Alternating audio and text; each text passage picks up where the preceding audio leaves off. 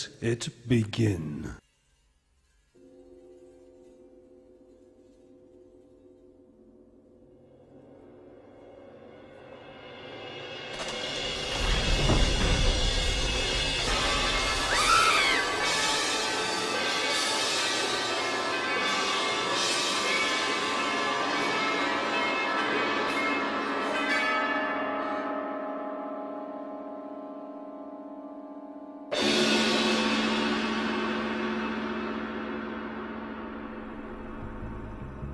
For the crowned killers of Europe, torture, disemboweling, hanging, burning, strangling, poisoning, and killing in the most satanic manner is the order of the day.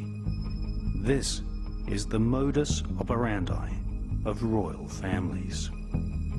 For centuries, the royal elite have devised terrible punishments for anyone accused of treason. The monarchy reserved the most disgusting forms of torture and death for those who questioned the royal will.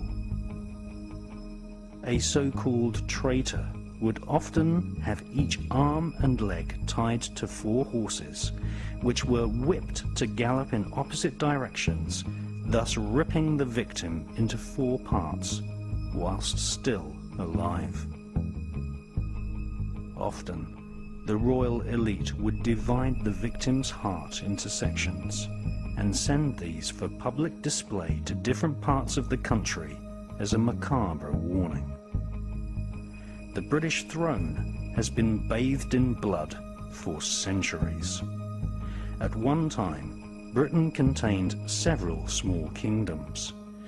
These small kingdoms, ruled over by an intermarried, self-elected elite, were gradually amalgamated into the single monarchy which rules over Wales, Scotland, Northern Ireland, England, Canada, Australia, New Zealand, and secretly controls the United States of America. As each decade dawned, the most ruthless, cunning, and murderous monarchs assassinated the regional kings and seized their property. Over history, the most heartless, cruel, disgusting, dishonest, and psychopathic royal family would triumph, eventually establishing a global empire where ordinary people are crippled with taxes demanded by a monarchy living on the other side of the planet. The so-called British Empire, which at one time included Hong Kong and India, was created by blade and bullet.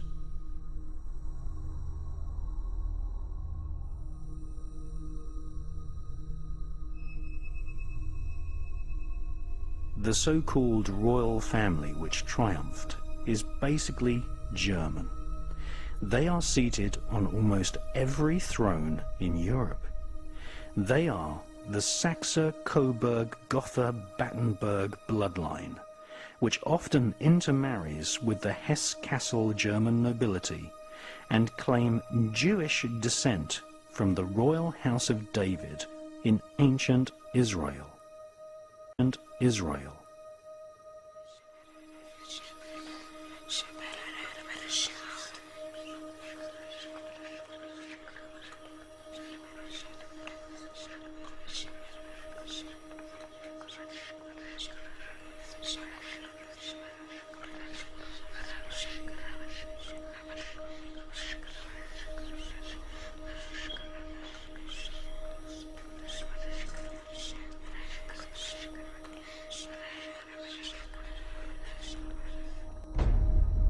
They raise their children without love or compassion, breeding each successive generation to be at the head of a military establishment who keep an angered peace by use of fear, surveillance, and war.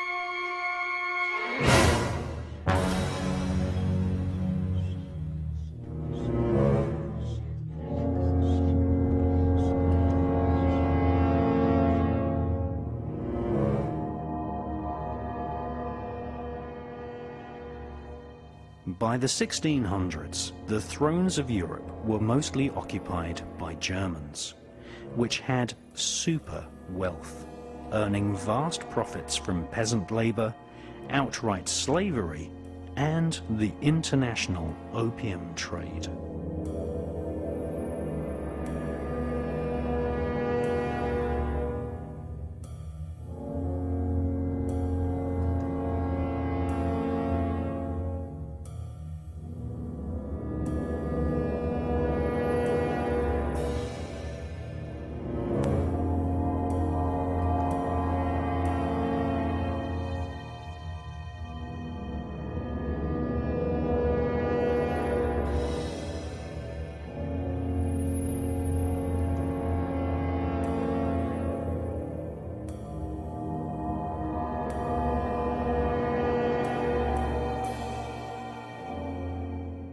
This Germanic family, known as the Saxe-Coburg-Gothers, the Schleswig-Holsteins, the Habsburgs, Romanovs, and House of Kassel-Hesse, shared the same tiny genetic bloodline.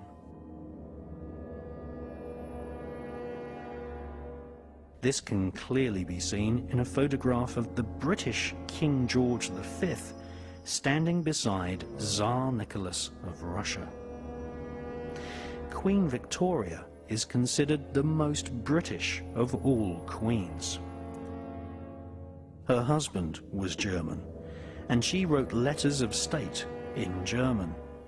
Contrary to what the royal spin doctors have written in the school history books, Queen Victoria was not popular.